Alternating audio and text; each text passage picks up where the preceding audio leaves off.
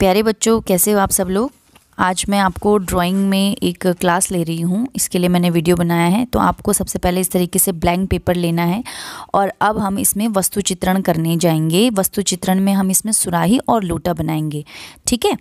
तो इस तरीके से पहले आपको सबसे पहले अपने पेपर पे बाउंड्री कर लेनी है। सबसे पहले हम बाउंड्री करेंगे। बाउंड्री करने के बाद हमें बेस बनाना है ताकि हमारा जो चित्र है सुराही और लोटा वो ऐसा ना लगे कि हवा में उड़ रहा है, इसीलिए उसे ज़मीन देना बहुत ज़्यादा ज़रूरी है, ठीक है। जैसे हम लोग ज़मीन पे रहते हैं ना, तो ऐसे ही चित्र को बनाने के लिए भी उसे ज़मीन देना बहुत ज़रूरी है ताकि लगे कि वो इस पे ही है। तो देखो बच्चों, अब सुराही लोटा हमें दो चीज़ें बनानी है, तो हमें एक दूसरे के साथ उन्हें बनाना है। तो इसके लिए हमें उन्हें इस तरीके से सेंटर में नहीं बनाना है, थोड़ा हम साइड से उन्हें बनाना स्टार्ट करेंगे। तो इसके लिए हम एक सीधी लाइन खींच लेंगे, थोड़ा सा पेपर के बीचों बीच नहीं बल्कि थोड़ा सा साइड में, क्योंकि जब चित्र बनेगा तो इसके साथ हमने लोटा भी बनाना है, तो उसकी जगह भी हमें सोचनी है कि ये सेंटर में हमारा चित्र कैसे आएगा। दो चीज़ें हमें बनानी है, तो ठीक है। तो इस तरीके से आपको एक सीधी लाइन खींच लेनी है और इसके एक साइड से आपको चित्र बनाना स्टार्ट करना है। पहले हम सुराही का एक पोर्शन बनाएंगे, यानी कि सुराही को यदि हम दो भागों में बनाएं तो उसका पहले हम एक भाग बनाना स्टार्ट करेंगे। तो कुछ इस तरीके से हम बच्चों इसे बनाना स्टार्ट करेंगे। तो वीडियो जल्दी जल्दी भी चल रही है कहीं कहीं पे, क्योंकि बहुत लंबा हो जाता है। तो इस तरीके से आपको इसका एक भाग बना लेना है। तो ये देखो, मैंने एक भाग बना लिया है। अब ऐसी की तरह हमें अब दूसरा भाग भी बनाना है, इसके ही बगल में बिल्कुल ऐसा ही, बिल्कुल इसका डुप्लीकेट हूबहू, ठीक है। तो इसके लिए इस तरह से आप लाइंस खींच सकते हो, सीधी सीधी लाइन खींच सकते हो उसे सिधाई में, और बिल्कुल उसी की नाप से बनाते हुए हम इस तरीके से इसका दूसरा भाग भी बना लेंगे। तो इस तरीके से इन लाइंस को देखते हुए हमें सिधाई में बिल्कुल वैसा ही भाग इस तरीके से बनाना है, और इनकी लाइंस को हमें ये देखिए इस तरीके से नापना है और देखना है, ठीक है। तो इससे आपको पता चलेगा आपका आकार कैसा बना है, किस तरीके का बना है, ठीक है। अब हम लोटा बनाएंगे, तो लोटे के लिए भी हमें एक सीधी लाइन खींचनी है।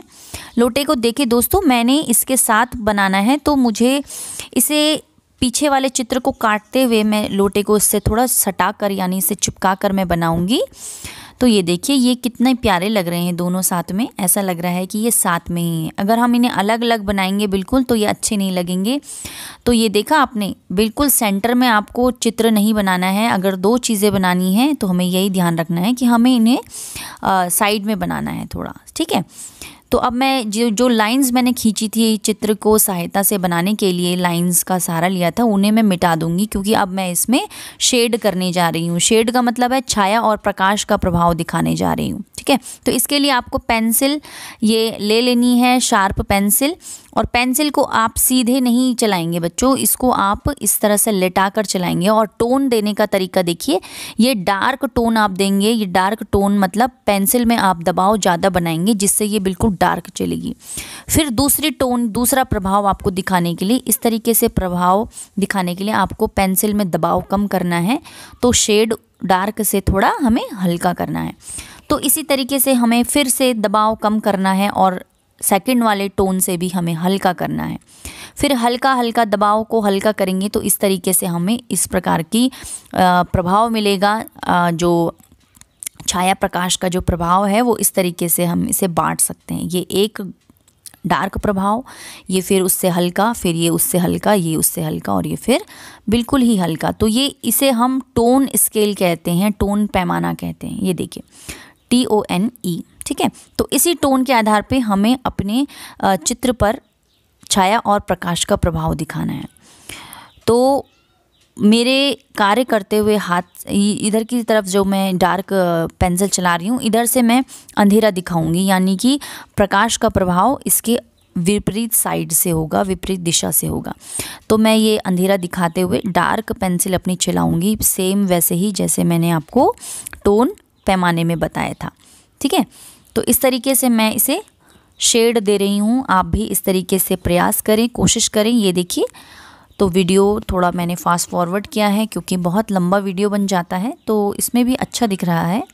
तो इस तरीके से आपको ये टोन दे देनी है, डार्क, हल्की, डार्क, हल्की, उससे हल्की, उससे हल्की और उससे हल्की।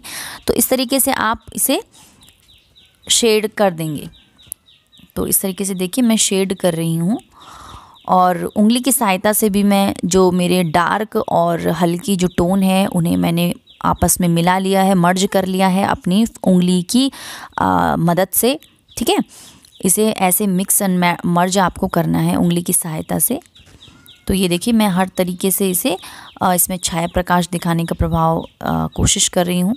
तो ये उंगली भी मैं थोड़ा थोड़ा उसे मर्ज कर रही हूँ, अपनी जो टोन है, जो इसकी जो पेंसिल के स्ट्रोक्स हैं उन्हें थोड़ा मिलाने की कोशिश मैं कर रही हूँ।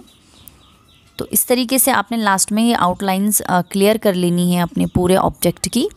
थोड़ा पेंसिल डार्क से आपका चित्र थोड़ा क्लियर होगा कि क्या है। अब मैं इसका जो शेड है नीचे रखा हुआ, जब जो छाया पड़ रही है बर्तनों की, उस छाया को मैं ज़मीन पर दिखा रही हूँ। तो इस तरह से आपने इसे शेड करना है। ठीक है, तो ये देखिए कुछ चित्र इस तरीके से बन रहा है, ये देखिए। तो बहुत आसान है, इस विधि से आप वस्तु चित्रण बहुत आसानी से कर सकते हैं और उम्मीद करती हूँ आपको वीडियो पसंद आया होगा।